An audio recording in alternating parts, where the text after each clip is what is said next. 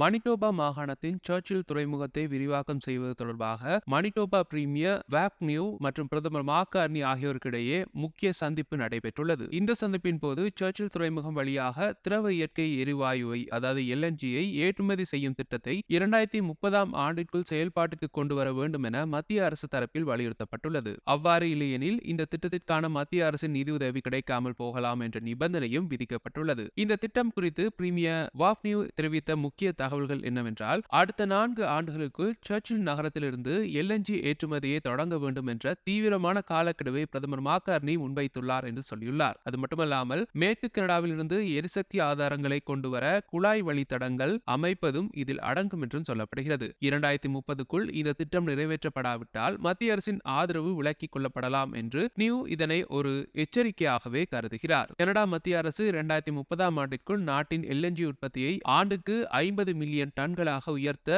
இலக்கு நிர்ணயித்துள்ளது. சர்ச்சில் துறைமுக திட்டம் கடந்த ஆண்டு மிக முக்கியமான திட்டங்களில் ஒன்றாக பட்டியலிடப்பட்டாலும் அங்குள்ள ரயில் மற்றும் துறைமுக உட்கட்டமைப்புகளை மேம்படுத்த இன்னும் பெரும் பணிகள் தேவைப்படுகின்றன. தற்போதுள்ள சூழலில் அமெரிக்காவுடனான வர்த்தக சிக்கல்கள் மற்றும் புதிய ஏற்றுமதி வழிகளுக்கான தேவை காரணமாக சர்ச்சில் துறைமுகம் முக்கியத்துவம் பெறுகிறது. பனிக்கட்டிகளை உடைக்கும் கப்பல்கள் அதாவது ஐஸ் பிரேக்கர்ஸ் மூலம் கப்பல் போக்குவரத்து காலத்தை நீட்டிப்பது குறித்தும் தனியார் முதலீடுகள் குறித்தும் தற்போது ஆய்வுகள் மேற்கொள்ளப்பட்டு வருகின்றன. இது தொடர்பாக மத்திய எரிசக்தி அமைச்சர் டிம் ஹட்சன் அலுவலகம் தெரிவிக்கையில், இந்த திட்டத்தின் அனைத்து அம்சங்கள் குறித்தும் மாகாண அரசுடன் இணைந்து செயல்பட்டு வருவதாக கூறியுள்ளது. எனினும் குறிப்பிட்ட காலக்கெடு குறித்து அவர்கள் நேரடி பதிலளிக்கவில்லை என்பது குறிப்பிடத்தக்கது.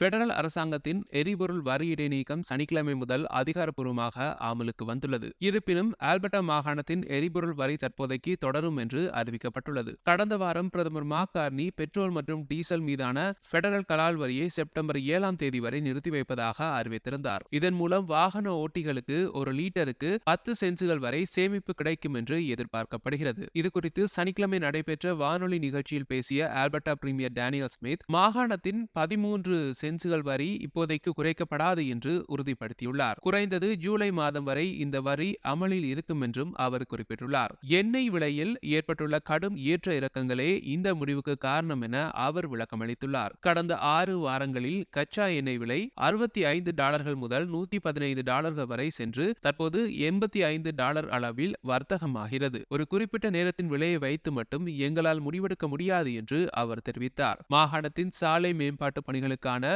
$1.7 பில்லியன் நிதியுதவி பெரும்பாலும் இந்த எரிபொருள் வரியிலிருந்தே கிடைக்கிறது என்று சொல்லப்படுகிறது. மே 15 முதல் ஜூன் 16 வரையிலான காலகட்டத்தில் எண்ணெய் விலை $90 மேல் இருந்தால் அடுத்த காலாண்டில் 13 சென்ட்கள் வரி முழுமையாக நீக்கப்படும் என்று ஸ்மித் உறுதியளித்துள்ளார். மாகாண வரியை உடனடியாக ரத்து செய்ய வேண்டும் என்று எதிர்க்கட்சி தலைவர் நஹீத் நென்ஷி மற்றும் கனடிய வரி செலுத்துவோர் கூட்டமைப்பு வலியுறுத்தியுள்ளன. மக்கள் கடும் பொருளாதார நெருக்கடியில் இருக்கும் போது அரசு வரியை குறைக்க வேண்டும் என்று அவர்கள் கோரிக்கை விடுத்துள்ளார்கள். அதிகரித்து வரும் விமான எரிபொருள் விலையின் காரணமாக டொரண்டோ மற்றும் மொன்ட்ரியலில் இருந்து நியூயார்க்கின் JFK அதாவது ஜோன் எஃப் கெனடி சர்வதேச விமான நிலையத்திற்கு செல்லும் விமான சேவைகளை ஜூன் 1ஆம் தேதி முதல் அக்டோபர் 25ஆம் தேதி வரை இடைநிறுத்தி வைக்க உள்ளதாக ஏர் கனடா அறிவித்துள்ளது. ஈரான் மோதல் தொடங்கியது முதல் விமான எரிபொருள் விலைகள் இரட்டிப்பாகியுள்ளன. இதனால் குறைந்த லாபம் தரும் சில வழித்தடங்கள் பொருளாதார ரீதியாக சாத்தியமற்றவை என்பதால் இந்த மாற்றங்களை செய்வதாக நிறுவனம் கூறுகிறது. குறிப்பாக ஸ்ட்ரெய்ட் ஆஃப் ஹார்மோஸை ஈரான் தற்காலிக தடை செய்ததால் எரிபொருள் விலை அதிகரித்துள்ளது. இந்நிலையில் ஏர் கனடாவின் இந்த முடிவால் பாதிக்கப்பட்ட வாடிக்கையாளர்களை தொடர்பு கொண்டு மாற்று பயண திட்டங்கள் குறித்து அறிவிக்கப்படும் என ஏர் கனடா தெரிவித்துள்ளது. இருப்பினும் நியூயார்க்கிற்கு அருகிலுள்ள லகார்டியா மற்றும் நெவார்க் லிபர்டி சர்வதேச விமான நிலையங்களுக்கு 6 கனடிய நகரங்களில் இருந்து நாளொன்றுக்கு 34 முறை விமான சேவைகள் தொடர்ந்து வழங்கப்படும். விமான போக்குவரத்து நிபுணர் பில் டர்டே கூறுகையில், JFK விமான நிலையத்திற்கான சேவையை நிறுத்துவது பெரிய பாதிப்பை ஏற்படுத்தாது. ஏனெனில் லகார்டியா மற்றும் நெவார்க் விமான நிலையங்கள் மிக அருகிலேயே உள்ளன.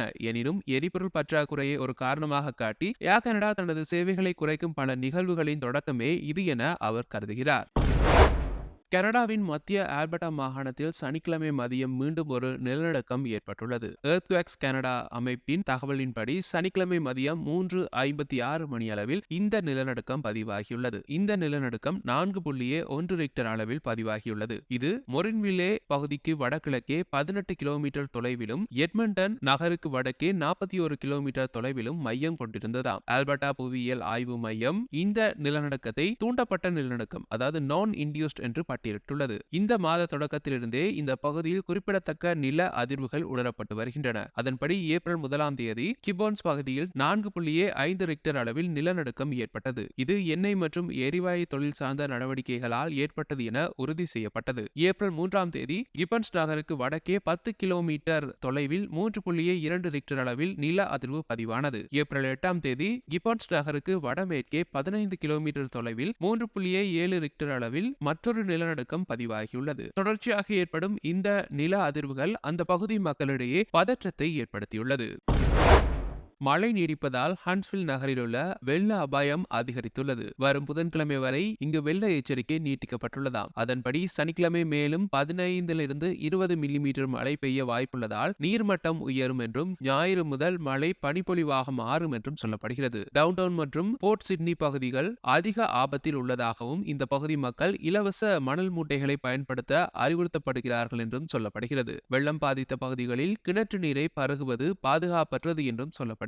மேலும் Cane Street, Old North Road, Dyer Memorial Road உள்ளிட்ட சாலைகளும் ஹண்டர்ஸ் பே ட்ரெயில் போன்ற பூங்காக்களும் மூடப்பட்டுள்ளன. மேலும் மின்டன் ஹில்ஸில் அவசர நிலை நீடிக்கிறது. பேரி நகர வீடுகளிலும் வெள்ளம் புகுந்துள்ளதாக சொல்லப்படுகிறது. அதிகாரிகள் நிலைமையை தீவிரமாக கண்காணித்து வருவதாகவும் பொதுமக்கள் தேவையற்ற பயணங்களை தவிர்க்குமாறும் கேட்டுக் கொள்ளப்படுகிறீர்கள்.